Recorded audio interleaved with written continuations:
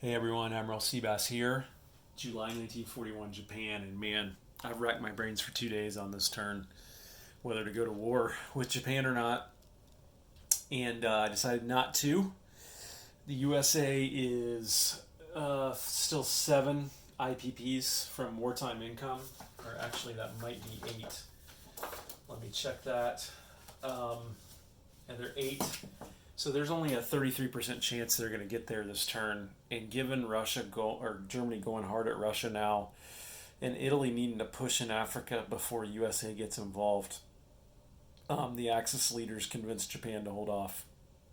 So here are my purchases. One other reason that this actually helps Japan is because Japan's a couple of turns away from putting a big navy back down in Japan, which will help them counter the U.S. Navy being in the war. So they're going to move their Yamato forward 1, their battle cruiser forward 1. They're going to buy 2 militia for Western China. They're going to buy a mech and a regular infantry for Johol. And Russia doesn't know this, but these are going to let them go to war with Russia next turn. And then they're going to buy 2 mechs and a marine for their new medium factory in Saigon.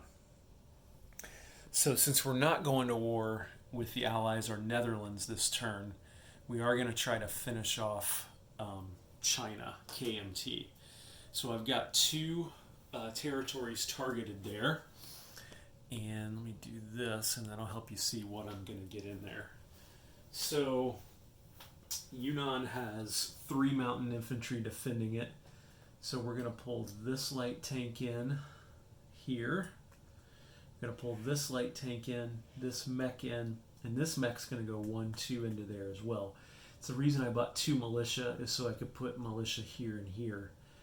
And then we've got a Chinese militia in here. This one's a little more speculative. We're going to pull 1 infantry in, and then probably 1 or 2 planes maximum. So I definitely want the tacticals 1, 2, and 1 into Yunnan, like that. Where was that guy? He was there like that. I need some fuel gauge markers. Those guys have 2 and 3 left in their fuel tanks respectively. So I think this guy has, one of them has 3 and one of them has 2. We'll go ahead and move that fighter in there and he'll have 3 left since we have long range aircraft. And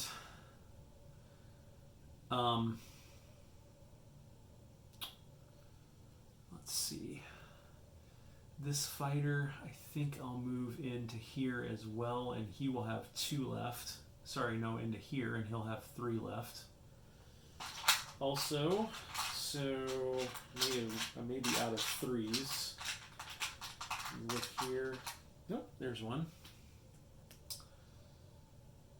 Sorry, he was in here too. So they both have 3 left.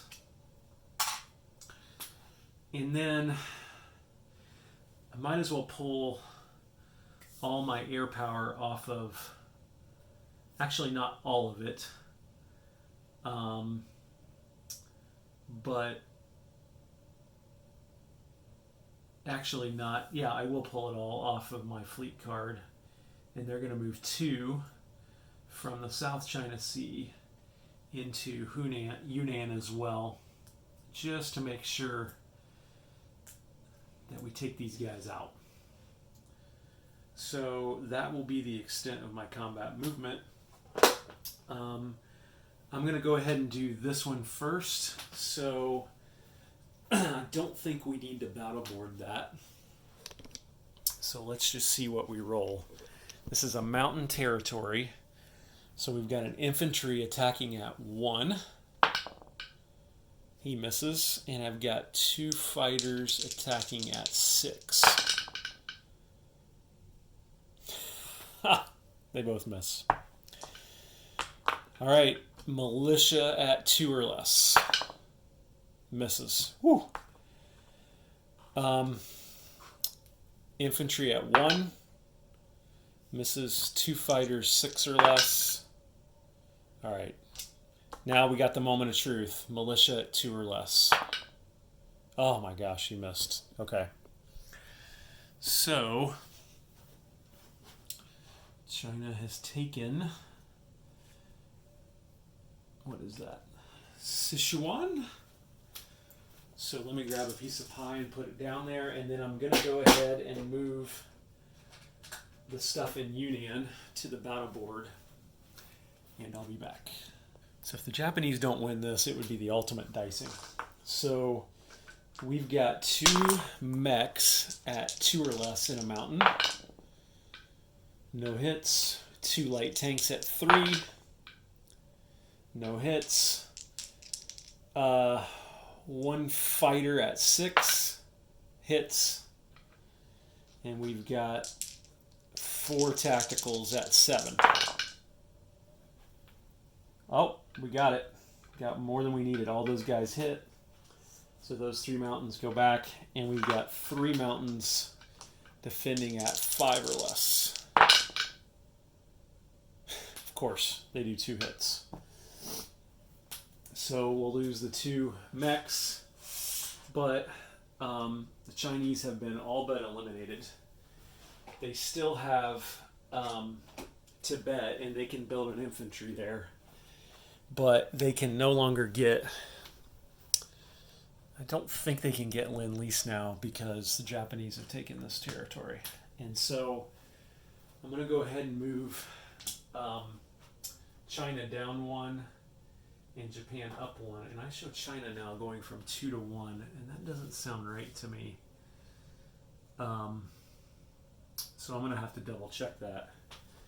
But these 2 light tanks are now in Yunnan, like that. And all these planes are now, boy, I can't remember. I think I had, it was a fighter. Yeah, I can't remember how that all shook out in terms of the 2s and the 3s. That's why I typically move that stuff over, those fuel gauge markers over. I'm not sure why I didn't do that this time. So, I know all the carrier-based have 3 left in their fuel tank, and maybe these 2 guys have 2. Maybe that's how that worked. So, and you can see here, Tibet is still under Chinese control, and China has 3 bucks, so they might be able to build an infantry there and stay alive, so to speak. So then let's go ahead and roll into non-combat movement. This transport is going to go 1, 2, and drop these 2 guys off here, like that. If they want to hit Hong Kong, they'll be able to.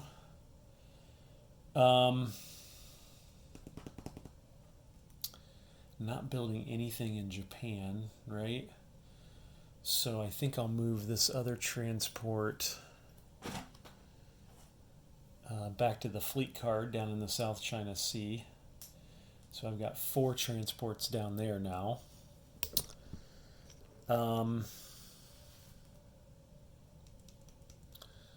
Let's see, what else? I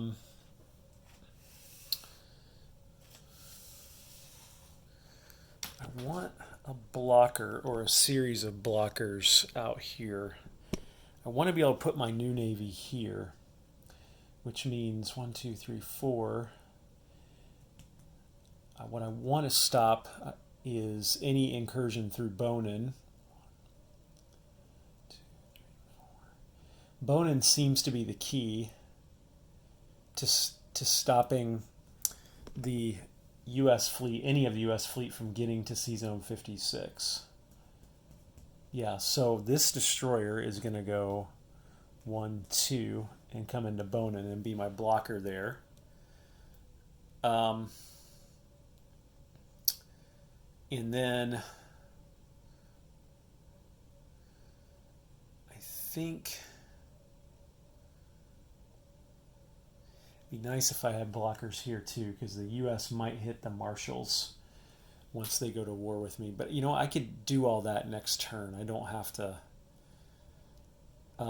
figure that out. I do want to pull a couple, since the U.S. can't go to war with me next turn. Maybe I'll move him to here, just like that. And then, yeah, everything down here is 4, at least the non-capital ships are 4 away. 1, 2, 3, 4 from C-Zone 56. So, and actually, maybe I'll just pull one of the cruisers up here now, because I'm going to need a cruiser. So we're going to go 1, 2, 3, 4 into here, like that, because I need a cruiser as part of that Navy as well.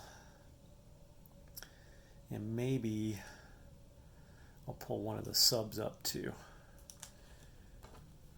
So he'll go 1, 2, 3, 4 as well to there, like that. And so those will get paired next turn potentially with a Yamato class battleship, a battle cruiser, and maybe an escort carrier, or maybe even a fleet carrier and an escort carrier. So, and then also, I don't need all this Air Force anymore. I do want all these planes to go back to their carriers in the South China Sea off of Vietnam. So off screen, I'm moving those back to my fleet card, which is now a little bit depleted versus where it was, but still more than powerful enough, I think, to handle the FEC and the Dutch. So,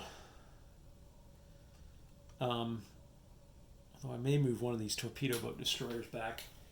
How far does TBDs move? They move 2. So we could only move the torpedo boat destroyer as far as 1, 2, 3 right here. And he can join the rest of the fleet next turn. And then these aircraft, I want to leave one of the fighters. I want to fly back to Johor right here. And then what do we want to do here? I want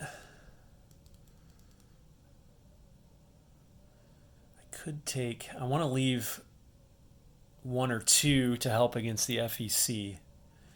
So let's move one of the tacticals down to here. And let's move a fighter down to here as well. With those, I could hit Hong Kong next turn. And then let's move this guy back to here, like that. So he could go join my Navy in C-Zone 56 next turn as well. You see how far you have to think ahead to really plan this out. It's pretty impressive, honestly. And then this destroyer, I'm just going to leave him there just in case anybody gets any funky ideas. And then I think that's it for non-combat moves. So let's go ahead and place units.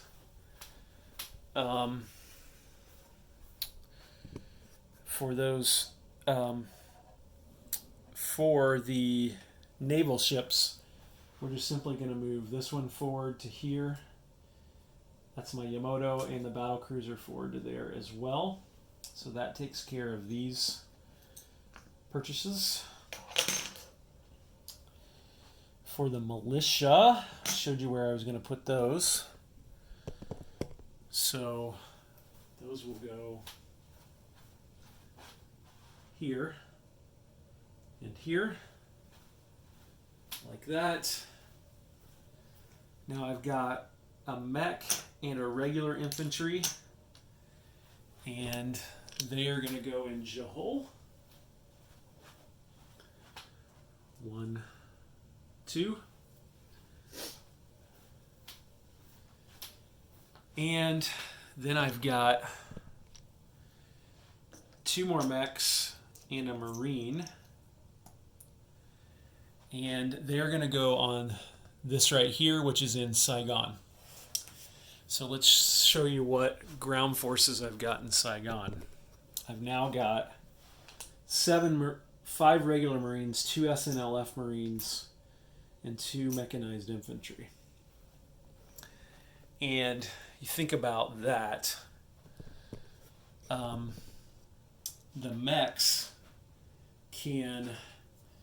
they're here, they can go 1-2 into Malay, along with maybe another Marine or 2, supported by a couple of amphibious assaults and maybe some aircraft. You look up here at Hong Kong, we can go in with 2 infantry and 2 fighters. And then we've also got Marines that can go here, that can go here, that can go here as well.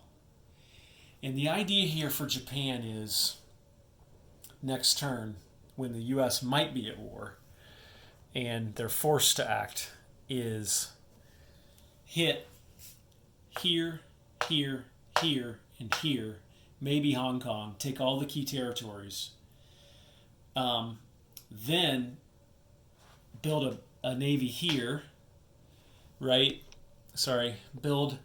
I've got a cruiser, a destroyer, and a sub here. Build a Yamato, build another battle cruiser, may put down at least an escort carrier, if not a fleet carrier and an escort carrier, build a couple more transports, and maybe another sub here. You've got a fleet that can't take this one on head-to-head, but it might be able to keep this one at bay while you take this navy, which is going to be in this area, and bam, hit FEC, then come back and take care of the remains of this navy, this U.S. Navy right here. That's the strategy. It's complicated, but I think it might work. So I guess we'll see, though, won't we? Okay, Japan is at $35, so that's what they're going to collect. So they will get 35 to spend next turn. 20, 35. And I don't think I can roll. Yeah, I can roll. No, I can't roll for any veterans, can I?